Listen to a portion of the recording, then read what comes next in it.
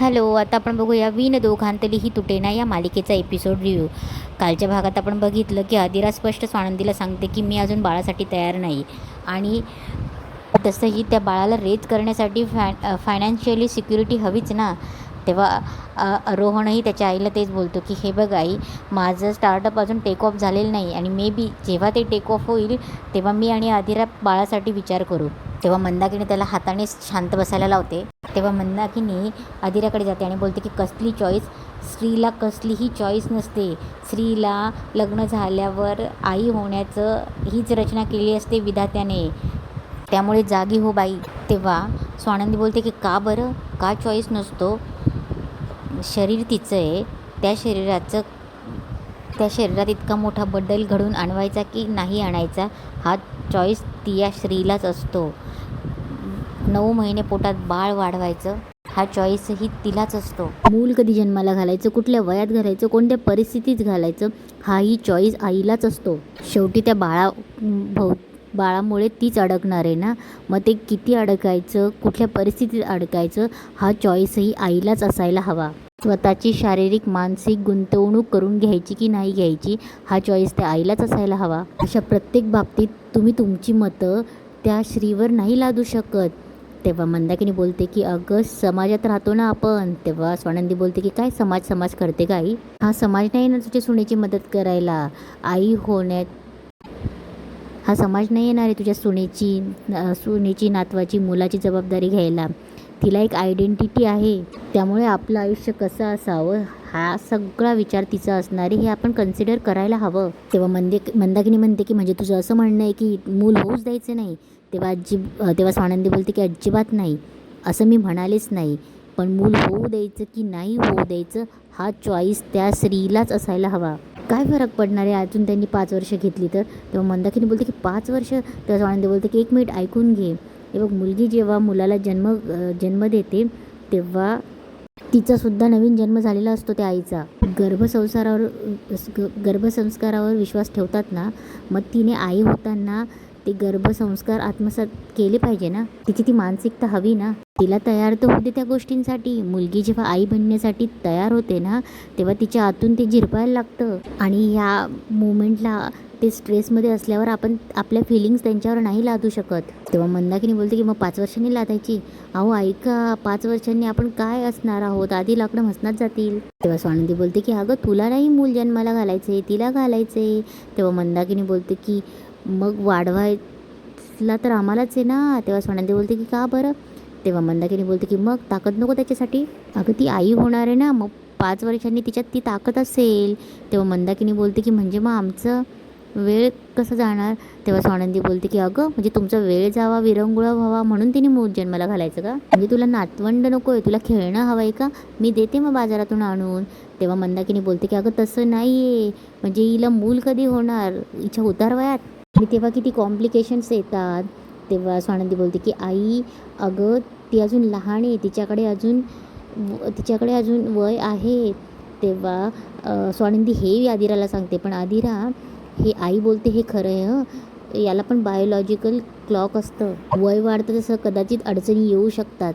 तेव्हा मंदाकिनी बोलते ऐक ती काय बोलते. तेव्हा स्वानंदी बोलते की हो थांब जरा, तू लगेच जिंकल्याच्या आवासात जाऊ नकोस. तेव्हा मंदाकिनी बोलते की बोल ऐक ती काय म्हणते. तेव्हा स्वानंदी बोलते की हो, पण वय फक्त शरीरालाच नसतं, मनालाही असतं. त्या मनामध्ये स्वप्न असतात आणि तर मनात आई पण यायला त्या मनाची डेव्हलपमेंटही गरजेची असते. तेव्हा मंदाकिनी बोलते की तेच म्हणते मी, पण या बाईला का कळत नाही आहे? तेव्हा स्वानंदी बोलते 1 मिनिट आई, ती बाई आहे म्हणजे तिच्या प्रत्येक बाईच्या मनात मूल जन्माला घालायलाच हवं ही संकल्पना असावी, पण याच क्षणी असावी हाच का अट्टहास आहे तुझा? तेव्हा मंदाकिनी बोलते की म्हणजे काय ठरलं यांचं, या दोघांना मूल नको आहे? तेव्हा स्वानंदी बोलते की मुळात हे निर्णय घेणारे आपण कोण आहोत? मुळात हा आदिरा आणि रोहनचाच निर्णय असायला हवा. त्यांना हवं असेल तर ते मुलाला जन्म देतील. मुळात त्यांना जेव्हा हवं असेल तेव्हा ते मुलाला जन्म देतील आणि याचा निर्णय फक्त या दोघांचा असणार आहे. त्यात तिसऱ्या माणसाचा घरात इंटरफिअरन्स नको. तेव्हा मंदाकिनी तेच सांगत असते की जेव्हा एकत्र कुटुंबामध्ये असतो ना तर हा निर्णय त्या दोघांचा नसतो. आमच्या वेळेस कशी भरभर मुलं होऊन गेली आम्हाला कळलंसुद्धा नाही. तेव्हा स्वानंदी बोलते की हो आई, त्याला खूप वेगळे फॅक्टर्स होते. तुम्ही जितकं सात्विक खाल्लं आहे तितकं आमच्या शरीराला नाही मिळत. आणि या धकाधकीच्या जीवनात आम्हाला किती स्ट्रेस असतो, किती कॉम्पिटिशन वाढली याची तुम्हाला कल्पना आहे का? हे सगळं तुम्ही त्यावेळेस अनुभवलं आहे का? सो आपला काही गोष्टीचा बॉम्ब टाकताना निदान तुम्ही त्या कपलला विश्वासात घ्या, ॲटलिस्ट त्यांचं मतं ऐका. या गोष्टी डायजेस्ट होऊ दे. आणि तुला मी आधीही सांगितलं, शरीर तिचं, मूल जन्माला घालायचं की नाही घालायचं हा तिचा निर्णय. या सगळ्या गोष्टींचं फक्त निर्णय आईला, म्हणजे आईलाच असायला हवा. इकडे चिंगी देवी आईला प्रार्थना करत असते की देवी आई, माझ्याकडनं खूप मोठी चूक झाली आहे, हे मला मान्य आहे. आणि माझ्या या निर्णयाला, जो मी खूप मोठा निर्णय घेते, त्याला अंशुमन साहेब आणि मल्लिका मॅडमची परवानगी नसणारच आहे. पण तरीही मी हा निर्णय घेतला आहे. देवी आई मला साथ दे. तेव्हा स्वानंदी बोलते की आदिराच्या या निर्णयाला तूच काय, रोहनसुद्धा जबरदस्ती करू शकत नाही. तेव्हा रोहन बोलतो एक्झॅक्टली म्हणून सुद्धा मी आदिराला सपोर्ट करणार आहे. तेव्हा मंदाकिनी बोलते की देवा, आपण निसर्गाच्या विरोधात आहे ना हे. तेव्हा स्वानंदी बोलते की अगं, निसर्गाच्या विरोधात असण्याला निसर्गसुद्धा एवढा सपोर्टिव्ह नाही राहिला आहे. आता निसर्गाचं नावच काढलं आहे तर ऐक मग. आई, माझ्या PhDचं मी एक एक्झाम्पल सांगते, मला सांग, मुळात मातीमध्ये बी रुजवलं ते लगेच उगतं का गं? तेव्हा मंदाकिनी बोलते की नाही. तेव्हा स्वानंदी बोलते की बरोबर ना, मग ते बी रुजण्यासाठी ती मातीची मशागत करावी लागते, तिला सुपीक बनवावं लागतं, त्या मातीमध्ये ओलावा असायला लागतो. आणि जर ती माती कोरडी असेल आणि त्यात जर आपण ती बी पेरली तर ती रुजणारच नाही अगं, कोमेजून नाही का जाणार. कारण आई हा मुद्दा फक्त आदिरापुरती लागू नाहीच आहे, प्रत्येक बाईला लागू होणारा मुद्दा आहे. आणि प्रत्येक माती आणि आई बनण्यासाठी, जर आई बनण्यासाठी तो ओलावाच नसेल तर कसं काय होणार आहे आई? मग कशी रुजेल ती आई? आदिरा एवढं बोलून आदिरा तिच्या निर्णयावर ठाम आहे, तिचं आपण कौतुक करायला हवं. तेव्हा स्वानंदीचे बाबाही बोलतात की बरोबर आहे मंदा, तुझा रोष पत्कारून सुद्धा ते तिच्या निर्णयावर ठाम आहे, आपण तिचं कौतुकच करायला हवं. तेव्हा स्वानंदी मंदाकिनीला पुन्हा समजावून सांगत असते. तेव्हा मंदाकिनी बोलते, पण आम्ही पण दिला ना मुलांना जन्म, आम्हाला कोणी नाही विचारलं की तुम्ही रेडी आहात का नाही आहात. तेव्हा स्वानंदी बोलते की कारण तुमच्या काळात बाईला हे कोणी विचारलंच नाही की हे सगळं स्वातंत्र्य तिच्या हातात आहे म्हणून. तेव्हा स्वानंदी बोलते की त्या काळात फक्त आणि फक्त लग्न झालं की मूल व्हायला पाहिजे अशीच संकल्पना होती, पण आता तसं राहिलेलं नाही. आणि मुळात आदिराची मूल होऊ द्यायची इच्छा जर नसेल ना, तर आपण तिला सक्ती करू शकत नाही. आणि अर्थातच मूल होणं ही सुखाची गोष्ट आहे, पण सक्तीची नाही. आणि ती कुठे नाही म्हणते की मला आईच नाही व्हायचं आहे. जेव्हा तिची आणि रोहनची तयारी होईल तेव्हा आपण छानसं सगळं सुरळीत करू ना, आणि स्वागतच करू त्यांच्या निर्णयाचा. फक्त इतकंच की निर्णय हा सर्वस्वी तिचा असायला हवा. तेव्हा मंदाकिनी बोलते की अरे पण. तेव्हा सोनंदी बोलते की बास मग आता संपवू हा विषय इथेच, थकले मी आता बोलून. तेव्हा मंदाकिनी बोलते की तुम्ही सगळ्यांनी ठरवूनच टाकले की जे या घरात माझ्या मतांना काही किंमतच नाही, हे असं बघण्यापेक्षा ना जाऊ दे, असं म्हणून मंदाकिनी निघून जाते. तेव्हा स्वानंदी बोलते की आई अगं. तेव्हा स्वानंदीचे बाबा बोलते की नंदू, तिने तिच्या बुद्धीला कुलूप लावून घेतलं आहे, जाऊ दे सोड. तेव्हा आदिरा बोलते की आय लव्ह यू नंदूताई आणि बाबा. तेव्हा स्वानंदी बोलते की वी लव्ह यू टू. इकडे समर सिंगापूरला असतो आणि आनंदला त्याचा व्हिडिओ कॉलवर त्यांचं बोलणं होत असतं मीटिंगबाबत. तेव्हा मीटिंगबाबत बोलणं झाल्यावर तेव्हा समर आनंदला विचारतो की काय रे, मला चिंगीची खूप काळजी वाटते रे. तेव्हा आनंद बोलतो की स्वानंदी बहिणी आहेत ना, तू काळजी नको करू, त्या असल्या म्हणजे काळजी करायची गरजच नाही आहे. तेव्हा समर बोलतो की हां ते आहेच. काय रे, तुझं स्वानंदी मॅडमशी काही बोलणं झालं का? तेव्हा आनंद बोलतो की नाही रे, का? तेव्हा तेव्हा आनंद बोलतो की काय रे, बायकोला मिस करतो आहे का? तेव्हा समर बोलतो की गप रे, आता आमची मैत्री झाली तर मग थोडंफार मिस करणारच ना, तुला फोन केलास ना? तेव्हा आनंद बोलतो हो का, मला मीटिंगसाठी फोन केला. तेव्हा आनंद बोलतो जास्तच घट्ट मैत्री झाली वाटतं मिस करण्याइतकी. तेव्हा समर बोलतो की आता होणारच ना, आम्ही सोबत असतो, जसे तुझी आणि आमची मैत्रिणी, आम्ही सोबत असतो 24 घरात सोबत असतो, गप्पा मारतो, मग मिस तर करणारच ना. तेव्हा आनंद म्हणतो की ओ, मग तूच का फोन करून बघत नाही? तेव्हा समर बोलतो की केला मी, त्यांना फोन केला ते उचलत नाही, म्हणून मी निकिताला फोन केला की निकिता त्या दोघी सोबत असतात, पण निकिताही फोन न उचलेला. आणि गंमत म्हणजे आदिराचे 2 मला मिस कॉल येऊन गेले आणि मी आदिराला रिटर्न कॉल केला तर तीही उचलत नाही, काय चाललं आहे काय तिकडे? तेव्हा आनंद बोलतो की हो रे, मला पण त्याची काही कल्पना नाही, तेव्हा तेव्हा आनंद बोलतो की बरं थांब, मी निकिताला सांगतो की थोडं एक स्वानंदी वहिनीकडे चक्कर मारून ये. तेव्हा समर बोलतो की बरं होईल आणि मी बघतो काय करतात स्वानंदी वहिनी. तेव्हा समर बोलतो की बरं असू दे, मी करतो त्यांना थोड्या वेळात फोन, असं म्हणून ते दोघं फोन ठेवतात. इकडे आदिरा स्वानंदीला विचारत असते की आई ऐकतील ना इव्हेंच्युअली. तेव्हा स्वानंदीचे बाबा बोलतात की नका काळजी करू. तेव्हा आदिराही बोलते की नंदुताई, आता इथून पुढे मी तुला त्रास नाही देणार, मी सगळं मॅनेज करेल. तेव्हा आदिराचे बाबा बोलतात की अगं तू असं का बोलते, आम्ही आहेत ना सगळे. तिचे काही आपण उधळून लावत जाऊया तिचे विचार. स्वानंदीचे बाबा बोलतात की नंदू, तुला तर निघायला पाहिजे. आता स्वानंदी जायला निघते तेवढ्यात तिला समोरचा फोन येतो.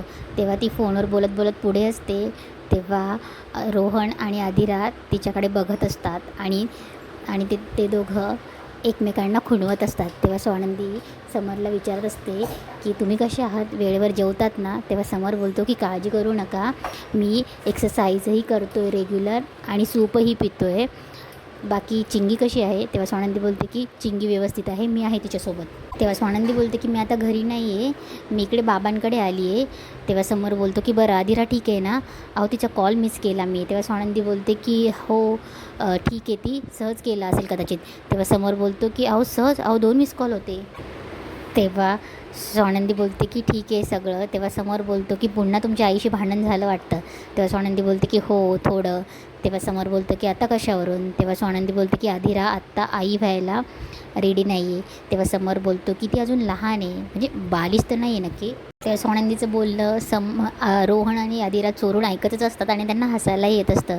तेव्हा स्वानंदी बोलते की आता ऑल सेट आहे आणि आई झाली आता शांत असं वाटतंय. तेव्हा स्वानंदी बोलते की बरं तुम्ही काळजी नका करू, तुम्ही कधी याल. तेव्हा समर बोलतो की मी करतो आहे लवकर येण्याचा प्रयत्न. तेव्हा स्वानंदी बोलते की लगेच जीप चावते आणि बोलते की वी मिस यू ऑल. तेव्हा आदिरा पटकन पुढे येते, रोहन आणि आदिरा, आणि बोलतो की मिस. तेव्हा आणि स्वानंदीला चिडवत असतात की मिस यू ऑन ऑल, बापरे. तेव्हा स्वानंदी बोलते की अगं तसं काही नाही आहे, आता आमच्यामध्ये छान मैत्री झाली आहे ना. तेव्हा आदिरा बोलते की मैत्रीच्या पुढे होऊ द्या की. तेव्हा रोहन बोलतो की बरोबर आहे आदिरा तुझं. तेव्हा स्वानंदी बोलते की तू गप्प रे. तेव्हा आदिरा चिडवत असते अगं काय अगं. तेव्हा स्वानंदी बोलते की मी निघते, ती लाजायला लागते. तेव्हा आदिरा पुन्हा तिला थांबवते आणि बोलते की नंदुताई थँक्यू सो मच. आणि तेव्हा ती बोलते की तुझ्यासाठी काय करू, फिल्टर कॉफी. तेव्हा स्वानंदी बोलते की अगं मी आत्ता चहा घेतला आहे. तेव्हा आदिरा बोलते की मग आईस्क्रीम, तुझी फेवरेटवाली कुल्फी आईस्क्रीम. तेव्हा स्वानंदी बोलते की ठीक आहे आपण सगळे जाऊया बाहेर खायला. तेव्हा रोहन बोलतो की तुम्ही दोघी जा, आजकाल मला या घरात कोणी विचारत नाही आहे. तेव्हा तो मुद्दामच नाटक करतो. तेव्हा आदिरा बोलते की आलीच मी. तेव्हा स्वानंदी आणि आदिरा आईस्क्रीम खायला येतात. कुल्फी खात असताना आदिरा स्वानंदीला पुन्हा थँक्यू बोलत असते आणि ती तिला विचारते की नंदुताई तुला एक विचारू. तेव्हा स्वानंदी बोलते की बोल ना. तेव्हा आदिरा बोलते की नंदुताई आई तुझ्याशी असं का वागतात. तेव्हा स्वानंदी बोलते की असं म्हणजे कसं. तेव्हा आदिरा बोलते की तेच की तुला कशा बोलतात त्या या आधी, आणि आता तू माझ्या सांगण्यावरून आली होतीस ना, तरी त्या तुझ्याशी कशा बोलत होत्या, कशा वागत होत्या, आणि तुला मूलबाळ का होत नाही याबद्दल पुढेपर्यंत काय काय बोलायला लागल्या. तेव्हा स्वानंदी बोलते की अगं तसं नाही आहे, तिची तू फक्त हर्ष बाजू बघितली आहे ना, प्रेमळ बाजू बघितलेली नाही आहे. तेव्हा आदिरा बोलते की नाही, त्यांची हर्षच बाजू आहे, प्रेमळ नाहीच. तेव्हा स्वानंदी बोलते की दिसेल तुलाही नक्की दिसेल, आणि तिला एक दिवस कळणार आहे की त्यांना किती 1 लाखात 1 सून मिळाली आहे ते. तेव्हा आदिरा स्वानंदीला विचारत असते की नंदू तू अशी एकदम चार्जअप कशी असते का. तेव्हा स्वानंदी हसते आणि तेव्हा ती सांगत असते तिला की अगं हे बघ, आता आपण नेहमी ना हे असंच का होतं आहे माझ्याबरोबर, असंच का हे असं करत बसलो ना तर मग चिंता वाटत असते आपल्याला नेहमी.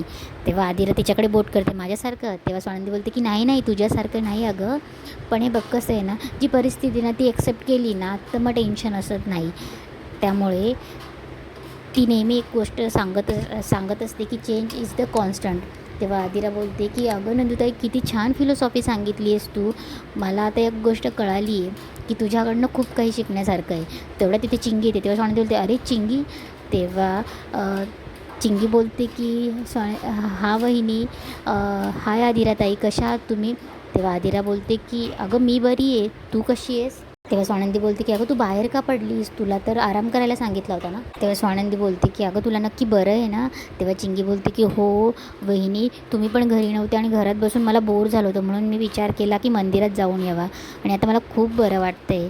तेव्हा स्वानंदी बोलते की बघ तुला बरं वाटतं आहे ना, ते आपल्याला बरं वाटेल अशा गोष्टी करत राहाव्या.